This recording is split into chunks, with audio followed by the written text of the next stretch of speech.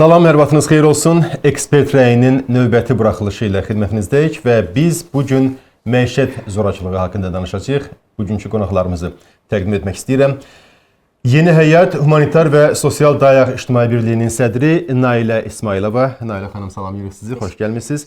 Və Ailə, Qadın və Uşaq Problemləri üzrə Dövlət Komitəsinin Hüquq Təminatı şöbəsinin əməkdaşı Rahil Süleymanzadə. Rahil müəllim, salamlayırıq sizi də, xoş gəlmisiniz. Rahil müəllim, istədim elə əvvəlcə sualı sizə ünvanlayayım. Ümumiyyətlə, gəlin məişət zorakılığı ifadəsinin anlamını bir izah edək tamaşaçılarımıza. Məişət zorakılığı dedikdə biz nə anlayırıq, nə başa düşməliyik? Çox sağ olun, təşəkkür edirəm. Məişət zorakılığının ümumiyyətlə belə bir tərifi var. Çox zaman onu qarışdırır vətəndaşlarımız. Bəzi, hətta deyərdim, adiyyəti təşkilatın nümayəndələri də qarışdırırlar. Hansı ki, bu birmənalı qanunvericilikdə öz əksini tapıb, qohumluq münasibətlərindən birgə və ya əvvəllər birgə yaşamalarına sui-istifadə etməklə bir şəxsin digər şəxsə qarşı törətmiş olduğu fiziki və ya mənəvi zorakılıq hesab olunur. Nədən ibarətdir? Ola bilər, yəni kimlərə şamil olunur? Mən bunu qısaca açıqlamasını verim. Burada birgə yaşayan ər-arvad ola bilər, onların övladları ola bilər, ata-ana ola bilər, bacı-qardaş ola bilər. Bir yerdə yaşadığı halda əmi, dayı, xala, bibi və yaxud onların övladları ola bilər. Ki, rəsmi nikaha girmədən birgə yaşadığı şəxs ola bilər. Övladlığa götürdüyü və yaxud evladlığa götürən və yaxud evladlığa götürülən şəxs ola bilər. Yəni, qanunun əhatə dairəsi 2024-cü ildə subyektlər dairəsi də biraz genişləndirildi. Çünki əvvəlki qanunvericilikdə yaxın qohumlardan söhbət gedirdi. Artıq indi yaxın qohumlar yox, eyni zamanda bir yerdə yaşayırsa digər qohumlara da şamil olunur. Və bununla da subyektlər dairəsi genişləndirilməklə biraz daha belə deyək, zorakılığın sayları bugünkü gün statistik məlumatlarda arta bilər. Çünki burada çox böyük əhatə artıq kəsb eləyir mənası və bununla da əsas 4 növü var məişət zorakılığının. Fiziki zorakılıq, psixi zorakılıq, iqtisadi zorakılıq və cinsi zorakılıq. Ona gələcəyik, o barədə hələ danışacağıq. Amma mən istərdim ki, məişət zorakılığının tərifini bir qədər sadə dillə izah edək bizim tamaşaçılarımıza.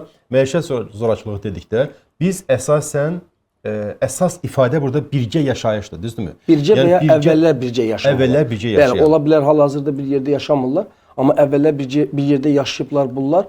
Əvvəllər bir yerdə yaşamalarına sui-istifadə eləyib, hal-hazırda həmin şəxsə qarşı zorakılıq törədir. Mən nəyə görə bu dəqiqləşdirmə aparıram? Bəzən bunu, məişət zorakılığını evdə zorakılıq ifadəsi ilə də əvəz edirlər. Evdə zorakılıq ifadəsini işlədirlər. Yəni, bu zorakılıq aktı, halı bilavasitə evdə olmaya da bilər. Bəli. Amma əsas odur ki, bu insanlar birgə yaşayırlar və yaxud əvvəllər birgə yaşayıblar və bu qarşılıqlı münasibətlər fonunda müəyyən zorakılıq halları baş verir. Amma burada bir məsələ də var. Bunlar yalnız zorakılıq faktı varsa, tərəflər arasında qohumluq münasibəti olmalıdır. Misal üçün, iki qonşu bir-birinə hansısa biri digərinə qarşı zorakılıq törədirsə, burada məişət zorakılığından bəli, söhbət gedə bilməz.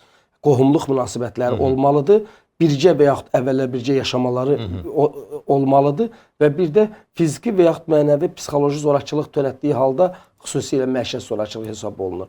Məsələn, iqtisadi zorakılıq ən çox ər-arvad, uşağa qarşı olan zorakılıq növləridir. Məsələn, alimentin ödənilməməsi. Bu misalları sonra mən sizdən xahiş edəcəm, bunları sadalayaq, üzərinə gələk. Mən istərdim ki, Nailə xanıma müraciət edək və əsasən kimlər zorakılıq qurbanları olur? Bu barədə sizin fikrinizi eşitmək istəyərdik. Sizin praktikanızda bu hallarla rastlaşırsınızmı? Rahil müəllim çox gözəl tərifini söylədi məişət zorakılığının. Ümumiyyətlə, zorakılıq halları tək Azərbaycanda deyil, bütün dünyada geniş vüsət almış bir, belə deyək ki, akt deyək də buna. Və eyni zamanda bilirsiniz ki, bizdə də bu zorakılıqlar baş verir. Biz ən çox ictimai təşkilat olduğumuza görə daha çox regionlarda, rayonlarda, bölgələrdə oluruq. daha çox insanlarla, cəmiyyətlə ünsiyyətdə olduğumuza görə, ona görə biz həmişə çalışırıq ki, кейslər üzərindən öz fikirlərimizi ifadə edək və eyni zamanda bizi dinləyən, bizi izləyən tamaşaçılara da bu daha çox maraqlı olur, daha çox bilgi qazanırlar bu zaman. Məsələn, deyək ki, biz vaxtilə bir neçə il bundan öncə bir X şəhərdə olmuşduq və həmin şəhərdə təsadüfən mən də oradaydım və o zaman belə bir bizə siqnal gəldi, çatdı ki, bir xanım məişət zorakılığına məruz qalıbdı. Yəni öz həyat yoldaşı tərəfindən, rəsmi ər-arvad olan öz həyat yoldaşı tərəfindən və həmin xanım xəstəxanada, buna bağlı xəstəxanaya yerləşdirilmişdi. Lakin xəstəxanaya yerləşdirilərkən bilirsiniz ki, həkimlər buna qarşı çox diqqətli olurlar bu məsələlərlə bağlı. Çünki bu bir protokol qaydasıdır eyni zamanda və xanımın haqqında müəyyən, belə deyək ki, tarixçə açarkən onunla nə baş verdiyini soruşarkən o bunu bildirməmişdi. Yəni gizlətmişdi və bunu nərdivandan yıxıldığı kimi, pilləkəndən yıxıldığı kimi bunu qeyd etmişdi. Biz şəxsən mən özüm xəstəxanada oldum və qadına qarşı törədilən o cürə, onun artıq sanki heç məişət zorakılığı da demək mümkün deyil. Çünki qadına qarşı elə bir vəhşicəsinə zorakılıq göstərilmişdi ki, burada həm fiziki zorakılıq var idi, burada həm psixoloji zorakılıq var idi. Çünki əvvəlcə psixoloji zorakılıq göstərilib, artıq xanım buna dözməyib, fiziki zorakılığa məruz qalmışdı. Və biz ona sual verərkən, niyə sən bəs bunu, çünki bizə siqnal çatarkən onun öz yaxın qohumları tərəfindən çatdırılmışdı və ona sual verərkən, niyə sən bəs yoldaşın tərəfindən, çünki burada həm də artıq cinayət izi də görünürdü. O demişdi ki, mənim 2 evladım var, 2 oğlum var, mən onların atalarına qarşı bu hərəkəti edə bilmərəm. Yəni bu hallarda sizin o verdiyiniz suala cavab olaraq demək istəyirəm ki, elə məişət zorakılığının özünün də tərifində bu əks olunur ki, ən çox öz yaxınları tərəfindən qadın və uşaqlara qarşı daha çox zorakılıqlar baş verir. Təəssüf ki, indi müasir dövrdə hələ də bu hallarla rastlaşırıq. Nailə xanımın dediyi kimi bu cür hallar olur. Amma bir ifadə də işlətdi Nailə xanım. Rahil müəllim, mən istədim siz buna da münasibət bildirəsiniz. Nailə xanım bildirdi ki, bütün dünyada bu belə hallara rast gəlinir. Təbii ki, belədir, bütün dünyada var. Amma biz öz ölkəmizi digər ölkələrlə müqayisə etsək, hansı mənzərəni görürük? Bizdə belə hallar çoxdurmu, azdırmı və tarix nəyə göstərir? Belə hallar yəni yaxşılığa doğru gedirmi, azalırmı bu hallar, bu kimi hallar? Mən sizə deyim, məişət zorakılığının qarşısının alınması haqqında qanun 2010-cu ildə qəbul olunmuşdu və 2011-2012-ci illərdə də həmin qanunun icra mexanizmləri tətbiq olunmuşdu, təsdiq olunmuşdu və bu günə qədər fəaliyyət göstərdi. 2024-cü ildə məişət zorakılığı haqqında qanuna çoxlu dəyişikliklər həyata keçirilmişdi. Qanunvericiliyi təkmilləşdirilmişdi. Əsas mahiyyəti nədir bu dəyişikliklərin? Əsas mahiyyətləri 7 istiqamət üzrə 6 qanuna və 5 fərmana dəyişiklik olunmuşdu. Əsas mahiyyət ondan ibarət idi ki, məsələn, subyektlər dairəsi genişləndirilmişdi. Daha çox zorakılığa məruz qalan qadınlar üzə çıxması və uşaqların üzə çıxması. Ondan sonra digər bir məsələ, ailədə münasibətlərin normallaşdırılması yerli icra hakimiyyəti orqanlarının müstəsna səlahiyyətində idi. Amma artıq bugünkü dəyişikliklə həmin elə bir müstəsna səlahiyyəti yoxdur ki, onlar barışığa sövq edilsin. Artıq barışığa sövq edilmə deyə heç bir orqanın səlahiyyəti yoxdur. Əgər vətəndaş istəmirsə, heç kəs onu sövq eləyə bilməz ki, siz döyülmüsünüz, amma gəlin qarşı tərəfi bağışlayın, ondan barışın. Artıq əməl var, cinayətdir və cinayətə görə hər kəs məsuliyyətini daşımalıdır. Digər bir məsələ, məişət zorakılığına məruz qalmış yetkin yaşına çatmayan şəxsin dərhal həmin ailədən götürülməsi məsələsidir. Həmin ailədən götürülür və dövlət müəssisəsinə yerləşdirilir. Bu da yeni bir uşaqların hüquqlarını qorumaq üçün çox gözəl bir təklif idi və təsdiq olundu, qəbul olundu artıq qanun kimi. Digər bir məsələ pulsuz hüquqi yardımın göstərilməsi ilə bağlı idi və onunla bağlı da Nazirlər Kabinetinin qərarı ilə artıq onun da icra mexanizmi təsdiq olundu. Digər bir məsələ monitorinq və əlaqələndirmə qruplarının yaradılması ilə bağlıdır, həm mərkəzi, həm yerli səviyyədə. Çünki bu da çox böyük bir dəyişiklik idi bu gün üçün. Əvvəllər də belə bir qrup gender zorakılığı və uşaqlara qarşı zorakılıq üzrə monitorinq qrupları var idi, amma onların vahid bir norması yox idi. Heç bir sənəd əsasında fəaliyyət göstərmirdi. Amma artıq Nazirlər Kabineti tərəfindən təsdiq olunmuş bir qayda var ki, hansı ki monitorinq və əlaqələndirmə qrupları məhz o qayda əsasında fəaliyyətlərini həyata keçirdirlər. Belə bir dəyişiklik var. Və digər bir məsələ, zorakılıq törədən şəxsə qarşı hansısa bir tədbir görülmədikdə həmin vəzifəli şəxslərin məsuliyyət məsələsi var artıq qanunvericilikdə. Eyni zamanda zorakılığı təkrar törədən şəxs artıq daha ağır cəzaya nəzərdə tutulub. Yəni çoxdur dəyişikliklər və bunların hamısı əsas mahiyyəti ondan ibarətdir ki, ölkəmizdə zorakılığın qarşısı alınsın. Biz təbii ki, biz də bilirik ki, bunu sıfıra endirmək mümkün deyil. Bu hər bir Nailə xanım öncə qeyd etdiyi kimi hər bir cəmiyyətdə var, bizdə də var və olacaqdır da bu.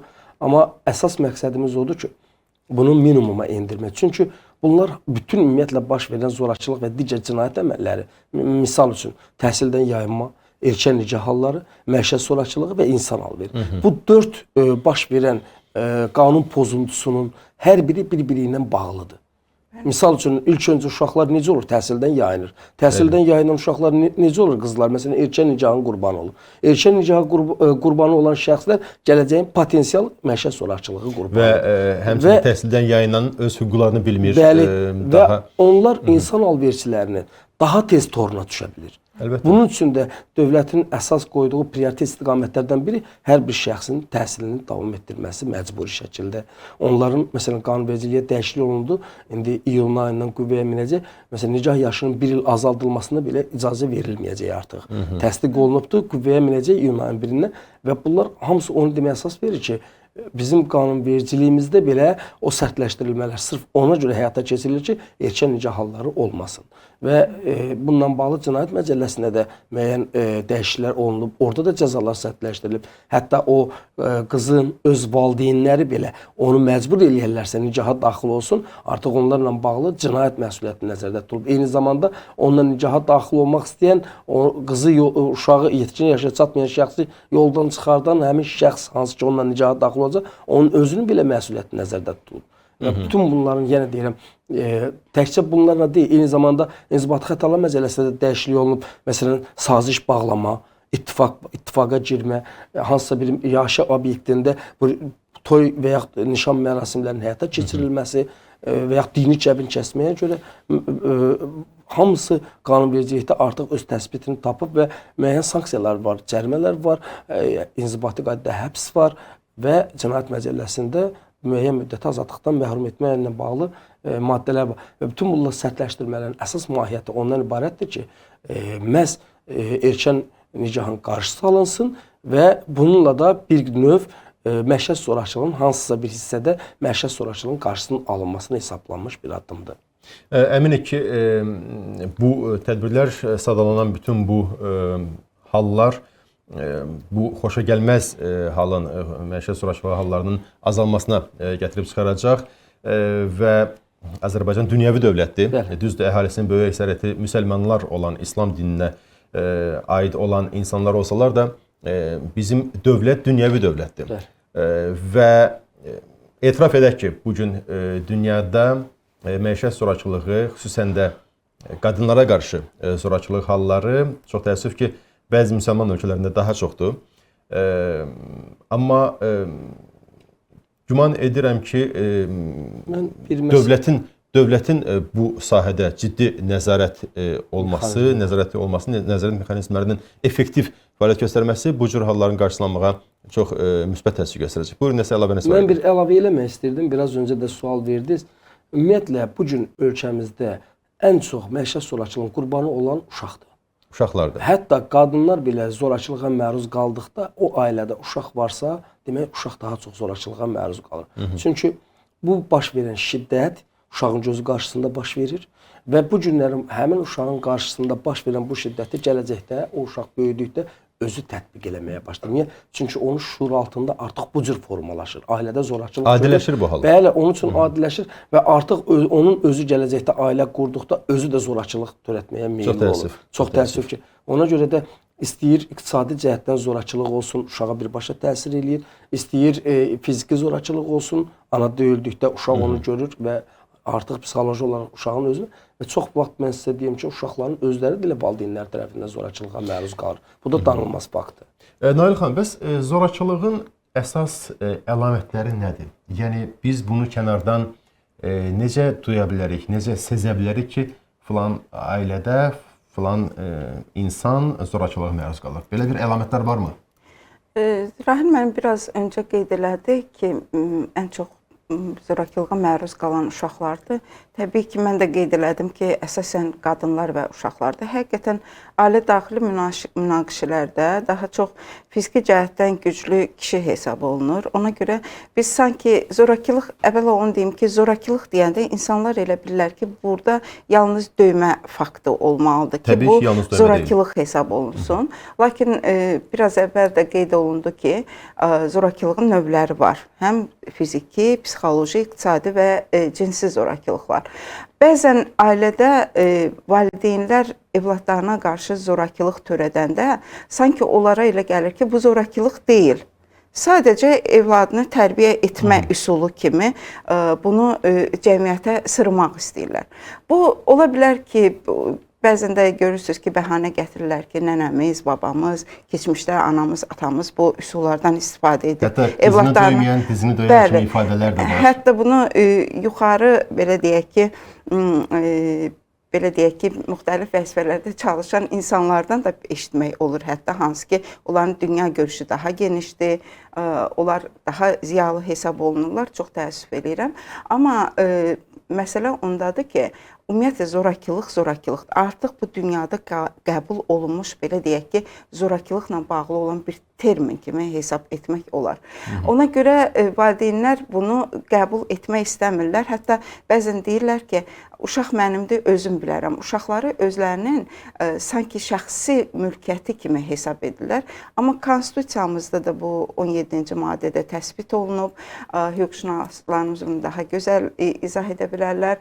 Eyni zamanda qanunlarda da uşaq hüquqları haqqında, qanunda da məişət zorakılığına qarşı mübarizə haqqında, qanunda da demək olar ki, hamısı çox gözəl təsbit olunubdur. Məsələ ondadır ki, biz öz hüquqlarımızı bilmək istəmirik. Deyək ki, lap ucqar bir kənddə olan, yaşayan bir ailəni də götürsək, müqayisə etsək şəhərdə yaşayan ailə ilə, demək olar ki, ikisi də maarifləndirmə baxımından və yaxud da qanunu bilmək baxımından eyni səviyyədə ölçülə bilər. Çünki buna meyillik olmalıdır. Məsələn, biz regionlarda daha çox olanda, layihələrlə bağlı maarifləndirmə iş aparanda mənim ilk sualım o olur ki, filan qanundan xəbəriniz varmı? Deyir, o hansı qanundur? Və yaxud da uşaq hüquqları haqqında qanun demək olar ki, istər mediada, istər sosial şəbəkələrdə, televiziyada hər gün təkrar olunan bir qanundur ki, hansı ki, ən azından qanunun adı çəkilir. Onun içərisi hallanmasa da, amma qanunun adı çəkilir. Lakin bunun haqqında insanlar öyrənmək istəmirlər. Hətta biz şagirdlərlə belə danışanda, mən tələbələrlə də danışanda soruşuram, qanun haqqında məlumatınız varmı? Qanun haqqında məlumat var. Bu bizim mənfi tərəfimizdir. Çünki qanunu bilməsək, biz özümüzü necə müdafiə edəcəyik? İstər məişət zorakılığı ilə bağlı, istərsə də uşaq hüquqları ilə bağlı. Amma qanun bizi qoruyur. Qanun bizi qoruyur. Biraz əvvəl Rahil müəllim çox gözəl bir fikir söylədi. Hətta qanunda o qədər gözəl dəyişikliklər baş veribdir ki, həmin dəyişiklikləri oxuyanda görürük ki, sırf bu bizim müdafiəmiz üçündür. Bizi müdafiə, yəni məişət zorakılığından zərər çəkmiş insan özünü müdafiə etsə, o ikinci dəfə məişət zorakılığına məruz qalmaz. Çox təəssüf eləyirəm ki, insanlarımız buna meyilli deyirlər və efirdən də istifadə edib insanlara müraciət etmək istəyirəm ki, ən azından heç olmasa öz hüquqlarınızı bilin. Gender əsaslı zorakılıqla bağlı. Biz indi həmişə məişət zorakılığı haqqında danışırıq, amma gender əsaslı zorakılıq da var. Yəni burada artıq qadın və ya kişinin fərqi yoxdur. Bu kişiyə qarşı da ola bilən zorakılıqdır, qadına qarşı da. Amma bizim bugünkü mövzumuz məişət zorakılığı olduğuna görə biz bu haqda danışırıq və düşünürəm ki, burada artıq həm dövlət qurumları tərəfindən, təbii ki, istər Nazirlər Kabineti, digər mərkəzi icra orqanları, yerli strukturlar artıq qəbul olunan qərarları, qəbul olunmuş qanunlara riayət etmək və onunla bağlı kimin üzərinə məsuliyyət qoyulursa, məsuliyyət varsa, o insanlara qarşı müəyyən tədbirlərin görülməsində çox maraqlıdırlar və eyni zamanda Ailə, Qadın və Uşaq Problemləri üzrə Dövlət Komitəsində biz hətta dəfələrlə bizim hörmətli Bahar xanımla görüşlərimizdə də bu haqda geniş söhbətlər aparmışıq. Digər dövlət tədbirlərində və yaxud digər qurumların tədbirlərində bununla bağlı müəyyən fikirlər söylənilir və mən çox sevinirəm ki, son vaxtlarda o 17 yaş məsələsi biz uzun illər idi qeyri-hökumət təşkilatı olaraq bu barədə danışırdıq, maarifləndirmə işləri apardıq. Çünki 17 yaş məsələsindən çox şey asılı idi. Bax, erkən nigaha məcbur edilən, bu oğlan da ola bilər, qız da ola bilər, bu məcbur etmənin davamı məişət zorakılığı idi. Bu mütləq mənada idi və daha sonra insan hal verir.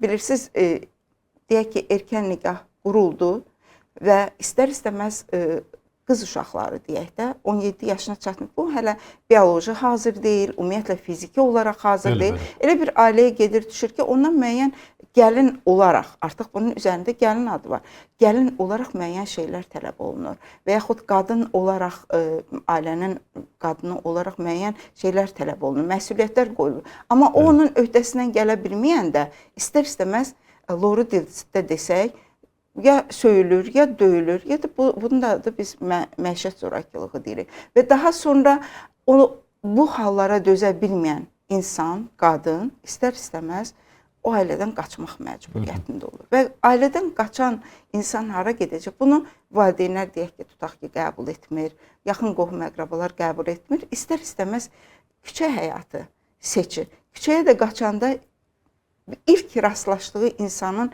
kim olduğunu tanımır, bilmir. Və biz belə deyək ki, insan alverinə qarşı mübarizə koalisiyasının üzvüyəm mən həm də Daxili İşlər Nazirliyi yanında və o zaman bu haqda biz çox geniş məruzələr aparırıq, müzakirələr aparırıq ki, kimlər daha çox insan alverinin qurbanı olurlar. Əsasən erkən nigah, məişət zorakılığı, bunlar bir-birinə bağlı olan məsələlərdir. Böyük risk amillərdən biri də məhz bu zorakılığa məruz qalan insanlar. Bir də o uşaqlarla bağlı məsələlərlə bağlı siz Rahil mənim də fikir söylədi. Həqiqətən də ailədəki məişət zorakılığı baş verən ailədə böyüyən uşaqlarda çox böyük travmalar baş verir. Bu psixoloji travmadır ən çox da. Çünki uşaqdır, o anlamır, başa düşmür. Bu hadisənin mahiyyətini özündə analiz edib araşdıra bilmir ki, burada nə baş verir. Sadəcə görür ki, valideynlər arasında münaqişə yaranır və onlar bir-birinə dava edirlər. Və bu davanın səbəbini də bilmir bəzən. Bu dava nədən baş verdi? Lakin uşaqda mən öz uşaqlığımı götürürəm. Məsələn, mənim deyək ki, 5, 6, 8 yaşında olanda mən necə düşünmüşəm? Özümlə müqayisə edirəm.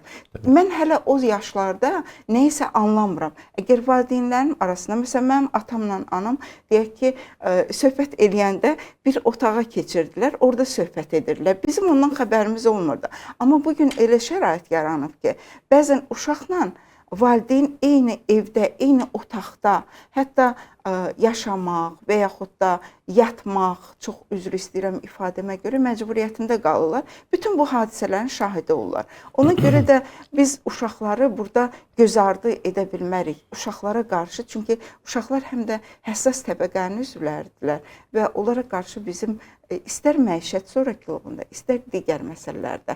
Bax, təhsildən yayınma məsələsi çox ciddi məsələdir. Bu regionlarımızda çox təəssüf edirəm ki, baş verir. Nailə xanım, məişət zorakılığının əlamətləri haqqında siz İctimai Birlik rəhbəri kimi yəqin ki, öz praktikanızda bu cür hallarla rastlaşırsınız. Deyək ki, cəmiyyətdən təcrid olunmaq, qohumlardan təcrid olunmaq, onlardan əlaqə yaratmağa maneələr törədilməsi, maliyyəyə nəzarət, qorxutma, bu cür hallar Bu haqqında istədim məlumat verəsiniz. Bu Əsas əlamətlər nədir? çox vaxtı ümumiyyətlə məişət zorakılığı baş verən ailələr bunu gizlətməyə çalışırlar. Əsasən də qadınlar çalışırlar ki, bu evdən çölə çıxmasın, qonşu bilməsin, bunu qohum bilməsin. Hətta öz doğma valideynlərinə, bacı qardaşlarına bunu deməyə risk eləmirlər. O zaman biz bilirsiniz ki, dövlətin bu məsələdə xüsusi diqqəti var. Görürsünüz ki, qaynar xətlər var. Həmin qaynar xətlərə müraciət edənlər olur. Eyni zamanda uşaqların müraciətlərini qəbul edən uşaq qaynar xətti də var və qadına dəstək qaynar xətti də var. Yəni bunlardan istifadə edən xanımlarımız da var, uşaqlar da, hətta uşaqlar da var. İl ərzində demək olar ki, mən indi sayını deyə bilmərəm, çünki onunla məşğul olan xüsusi insanlar var, təşkilatlar var. Amma məsələn, Ailə Qadın və Uşaq Problemləri üzrə Dövlət Komitəsinin 860-012-860 qaynar xəttinə müraciət edən, hətta bizə müraciət edib biz onları həmin qaynar xəttə yönləndiririk. Biz çalışırıq ki, ümumiyyətlə bu məsələlərin anonimliyini qoruyaq. Çünki burada həqiqətən təhlükəsizlik baxımından hər insanların təhlükəsizliyi mütləq təmin olunmalıdır. Çünki aqressorun hansı hadisəni törədə biləcəyini bizim heç birimiz onu ehtimal edə bilmirik çox zamanlar. Amma əlamətlər olaraq, məsələn, mənim özümdə belə bir hal baş veribdir. Deyək ki, qonşuda çox yüksək səslə kişi və qadın səsini eşitmişəm ki, bunlar bir-biri ilə mübahisə eləyirlər. Mən götürmüşəm, qaynar xəttə özüm zəng eləmişəm ki, belə bir hadisə baş veribdir. Və sonra xanımla söhbət eləmişəm və o bildirib ki, həqiqətən belə bir hadisə baş verib və ona rəsmi müraciət etməsini təklif etmişəm və daha sonra həmin xanım hətta mühafizə orderi ilə təmin olunubdur müvafiq qurumlar tərəfindən.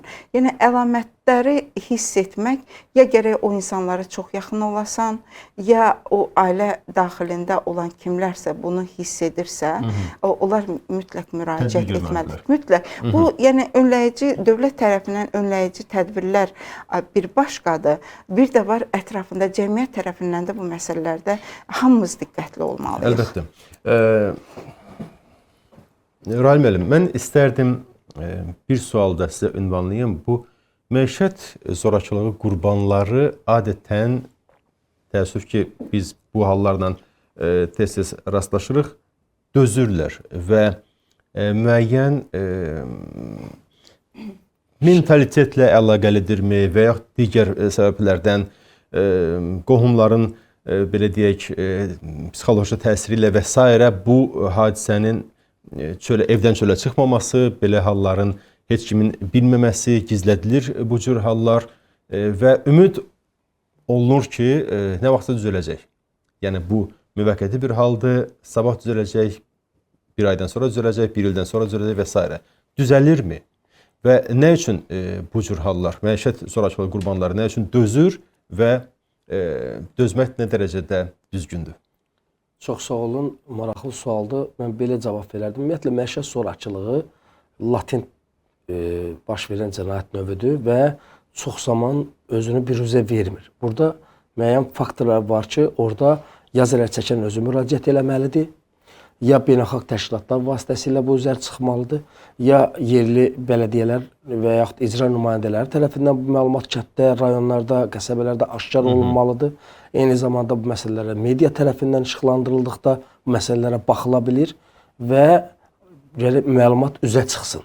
Məlumatın üzə çıxmağı da yaxın qonşular, qohumlar tərəfindən belə məlumatlar daxil olduqda təbii ki, adəti təşkilatlar, adəti dövlət qurumları bu məsələyə öz münasibətini bildirirlər. Amma məsələ nədən ibarətdir? Şəxsin məsuliyyətə cəlb olunması ilə bağlı mütləq şəkildə zərər çəkənin özünün müraciəti lazımdır. Gəlin baxaq görək ki, zərər çəkənlər özləri müraciət eləyirlərmi, yoxsa yox? Bunun bir neçə səbəbi var. Əsas səbəblərdən biri yaşadığı yerdə yenidən məişət zorakılığına məruz qalma təhdidindən dolayı adam polis şöbəsinə gedib müraciət eləmək istəmir. Çünki yenidən gəlib həmin ünvanda yaşama imkanları göz önündə alındıqda artıq görür ki, o orada yaşaya bilməyəcək. Qadının başqa yaşayış Aydın. yeri yox. Ata-ana qəbul eləməyəcək. Kənddə bu gəzə bilmir. Çünki istər-istəməz və çox bir maraqlı hal alınıb. Mən sizə onu bildirmək istirdim. Baxın, zorakılıq törədən şəxsə qarşı heç bir qınaq yoxdur. Amma buna dur deyib hüquq mühafizə orqanlarına müraciət edən şəxsə istər-istəməz qınağa tuturlar. Sən niyə bunu hüquq mühafizə orqanlarına getdin dedin? Başa düşmədim. Hüquq mühafizə orqanları başqa ölkənin vətəndaşı deyil ki. Onlar da bizim bacı qardaşlarımızdır. Əlbəttə. Yəni polis nə üçün polis insanların, vətəndaşların təhlükəsizliyini təmin edir? Sağlamlığının qarantıdır yəni. Burada polisdən qorxmaq və ya çəkinmək üçün heç bir əsas yoxdur. Amma zənnimcə son vaxtlar artıq bu istiqamətdə də müsbətə doğru dəyişikliklər baş verir. Ən azından biz sosial şəbəkələrdə müzakirələr zamanı görürük ki, cəmiyyətin üzvlərinin böyük bir əksəriyyəti bu cür hallarda artıq hüquq mühafizə orqanlarına müraciət etməyə məsləhət görürlər. Digər müvafiq qurumlara müraciət etməyə məsləhət görürlər ki, bu cür hala dözməyi belə deyək, məqbul hesab eləmirlər cəmiyyət üzvlərinin əksəriyyəti. Mən sizə bir məlumat vermək istirdim. Ümumiyyətlə əvvəlki illərə baxanda bu günlərin biz də komitə olaraq hiss eləyirik ki, vətəndaşların məlumatlıq səviyyəsi günü-gündən artır. Bu çox müsbət bir haldır və biz bunu dəstəkləyirik və bütün çıxışlarımızda, müsahibələrimizdə biz də vətəndaşlara müraciət edirik ki, maariflənsinlər. Hər bir halda insanın, vətəndaşın öz hüququnu bilməyi onun üçün ancaq müsbət bir şey ola bilər, mənfi ola bilməz. Və bu baxımdan vətəndaş ilk öncə, məsələn, məişət zorakılığı haqqında qanunda belə bir müddəa var. Əməldə cinayət tərkibi olduqda hansı orqan bu şikayətə baxır, əməldə cinayət tərkibi olmadıqda hansı orqan baxır. Bu dolayısıyla vətəndaşın daha rahat hara müraciət edəcəyini özündə ehtiva eləyir və artıq vaxt itkisinə ehtiyac olmur. Misal üçün, adam zorakılığa məruz qalıb, məişət zorakılığıdır, müraciət eləyir polisə. Polis araşdırma aparır, 3 gün, 5 gün, 10 gün və müəyyən müddətdən sonra qərar qəbul edir ki, əməldə cinayət tərkibi yoxdur. Amma faktiki olaraq vətəndaş mənəvi, psixoloji zorakılığa məruz qalır. Amma burada və davamlı olaraq da hələ də o zorakılığa məruz qalır. Halbuki o müraciətə yerli icra hakimiyyəti orqanı baxmalıdır və 24 saat müddətində qısa müddətli mühafizə orderi verilməlidir. Və bu qısa müddətli mühafizə orderinin müddəti 60 gündür artıq yeni dəyişikliklə. Bu nə deyir? Vətəndaş burada vaxt itkisinə yol verir. Amma hüququn bildikdə artıq o bilir ki, mən ancaq zorakılığa məruz qalıram. Burada psixoloji zorakılıqdır, şiddət görürəm. Davamlı olaraq gəldi, sən bunu belə elədin, niyə bunu belə eləmədin, niyə onu elə eləmədin? Davamlı evdə təzyiq altında və artıq vətəndaş bilir ki, yerli icra hakimiyyəti orqanına müraciət etdikdə qısa müddətli mühafizə orderini alacaq və onunla da bir növ belə deyəm, qarşı tərəfə də onun öz məsuliyyətini izah eləyirlər ki, səni bax bundan sonra nələr gözləyir. Qısa müddətli mühafizə orderini icra eləmədikdə uzun müddətli mühafizə orderi verilir məhkəmə tərəfindən. O da icra olunmadıqda artıq məhkəmə qətnaməsini icra etməkdən boyun qaçırtdığı üçün artıq 3 ilə qədər müddətdə azadlıqdan məhrum etmə cəzası var. Və istər-istəməz, belə deyim, siz biraz öncə də sual verdiniz. Heç bir zaman məişət zorakılığı törətmiş şəxs yenidən məişət zorakılığı törətməyəcək deyə bir anlayış yoxdur. Və islah olunan, cəzasız islah olunan bir şey də yoxdur və vətəndaş da yox. Hər bir halda cəza verilməlidir. İstər bu kişi olsun, istər qadın olsun, fərq etməz. Əgər istənilən bir zorakılıq hadisəsi baş veribsə, kimliyindən asılı olmayaraq, onunla bağlı müraciət olunmalı və dərhal da onun barəsində aidiyyəti qurumlar tərəfindən zorakılığa məruz qalan nə etməlidir? Mütləq öz hüquqlarını müdafiə etmək üçün yerli icra hakimiyyəti orqanlarına, əgər cinayət yoxdursa əməldə, əgər əməldə cinayət tərkibi varsa, hüquq mühafizə orqanlarına müraciət etməlidir. Bir mənalı olaraq. Əgər onun müraciət etdikdən sonra sizin Ailə Qadın və Uşaq Problemləri üzrə Dövlət Komitəsinin qaynar xəttinə müraciət eləməklə müraciət eləyə bilər. Yəni mən sizə belə deyim. Qaynar xəttin nömrəsini xatırladığınızın tamaşaçılarımıza 012-860 nömrəli qaynar xətt hal-hazırda da fəaliyyət 012-860 qaynar xətt fəaliyyət göstərir və qaynar xəttdə də müraciət eləyə bilər. Elektron formada komitəyə də müraciət oluna bilər. Yəni belə deyim, komitə əlaqələndirici bir orqandır koordinasiya və koordinasiyanı həyata keçirir və burada əsas funksiyası qanunun icrasını nəzarəti həyata keçirməkdən ibarətdir. Çünki bilirsiniz, Ailə, Qadın və Uşaq Problemləri üzrə Dövlət Komitəsi ölkədə bu siyasəti həyata keçirən orqanda xidmət göstərə bilmir. Çünki yerli qurumlarımız yoxdur bizim. Və bu baxımdan dolayı biz bu məsələni nəzarətə götürürük, dərhal müraciət edirik aidiyyəti qurumlara və ən qısa müddətdə də həmin müraciətlə bağlı araşdırma aparılır və əgər hansısa bir zorakılıq törədilirsə, şəxs tərəfindən dərhal tədbirin görülür. Və növbəti sualı istəyirəm, hər ikiniz cavab verəsiniz buna. Hər ikinizin fikri mənim üçün çox maraqlıdır. Məişət zorakılığı halı ilə rastlaşan vətəndaş. Biz bir qədər əvvəl Nailə xanım danışdı. Bir qonşu olaraq qonşular nə etməlidirlər? Çünki çox vaxt qonşular belə halların şahidi olurlar. Ən azı səs eşidirlər, müəyyən əlamətlərdən bilirlər ki, burada müəyyən zorakılıq hala baş verir.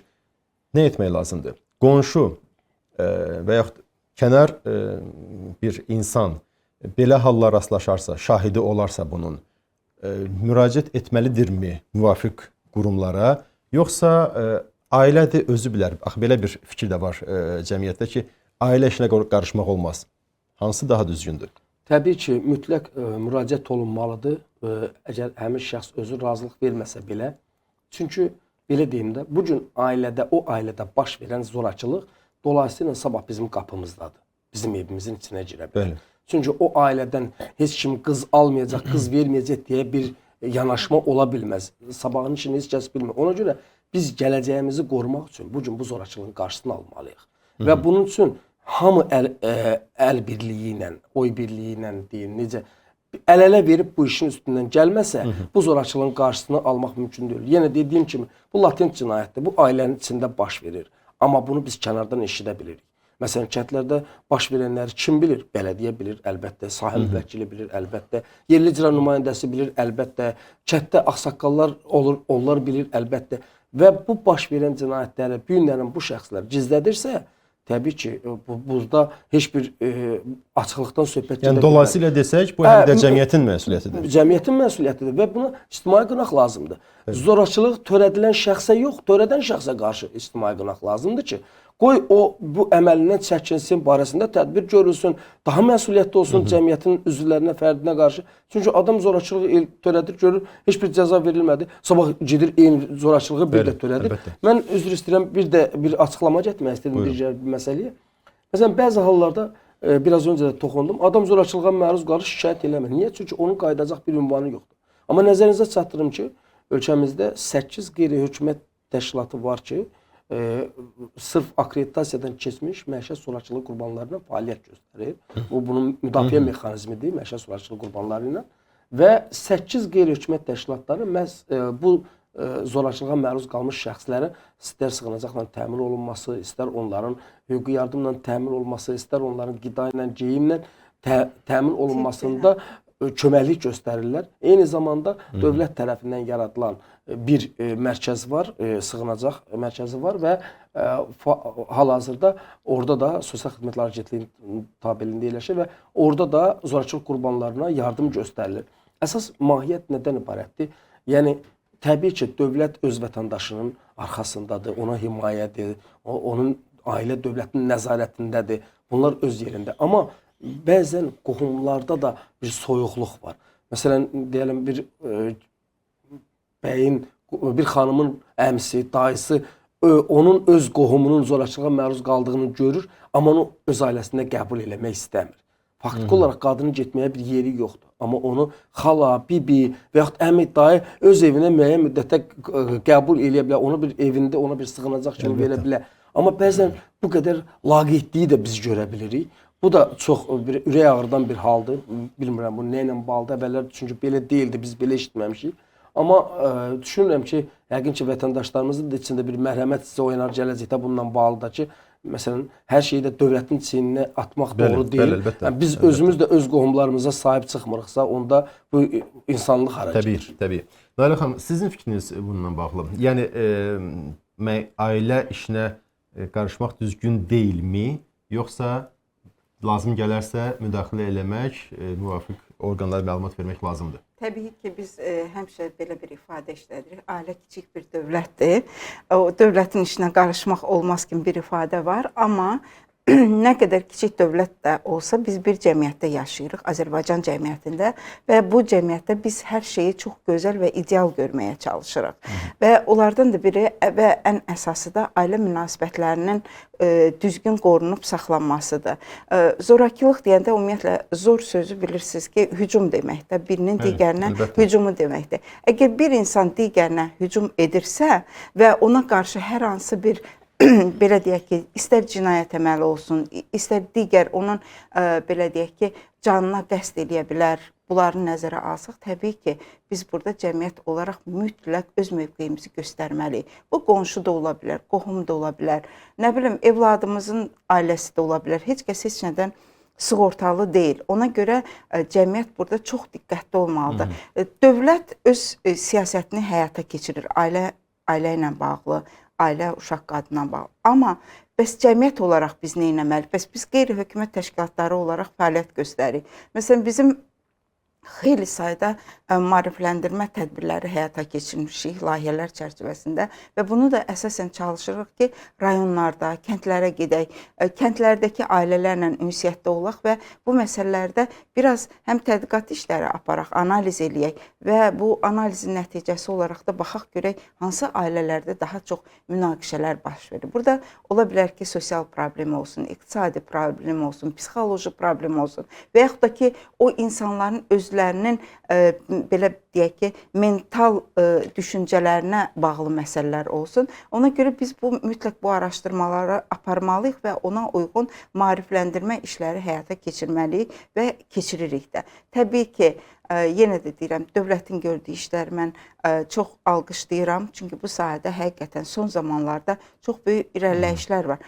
Amma insanların özlərinin şəxsi düşüncələri, ailəyə münasibətlərini artıq o ailənin içində baş verir. Biz çünki məişət zorakılığı dedikdə ailə münaqişələrini daha çox nəzərə alırıq ki, ailə daxilində baş verən münaqişələrdən irəli gələn məişət zorakılıqları və ona görə də burada heç birimiz bir vətəndaş olaraq, Azərbaycan vətəndaşı olaraq cəmiyyətimizi sağlam görmək istəyiriksə, evladlarımız sağlam böyüməsini, təhsilli olmasını, qadınlarımızın daha çox işgüzar həyat şəraitində, istər ailədə, istər cəmiyyətdə görmək istəyiriksə, mütləq biz diqqətli olmalıyıq. Tək uşaq və qadınlara qarşı deyil, mən burada əks cinsin nümayəndələrini də istəyirəm nəzərəm. Çünki ailə daxili münaqişələrdə bəzən kişilər də əziyyət çəkirlər. Çünki biz bunun şahidiyik və hətta öz belə deyək, həyat yoldaşına qarşı müəyyən cinayət törətmiş qadınlar da var və hal-hazırda olan birinin ailəsindən şəxsən mən tanışam.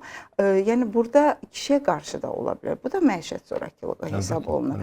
Ona görə də biz insanlarımızı, vətəndaşlarımızı qorumaq üçün hamılıqla, Rail müəllim də söylədiyi kimi, hamılıqla bu məsələyə cəlb olunmalıyıq. İstər qonşuda səs eşidiriksə, biz onun gedib evinə girə bilmərik.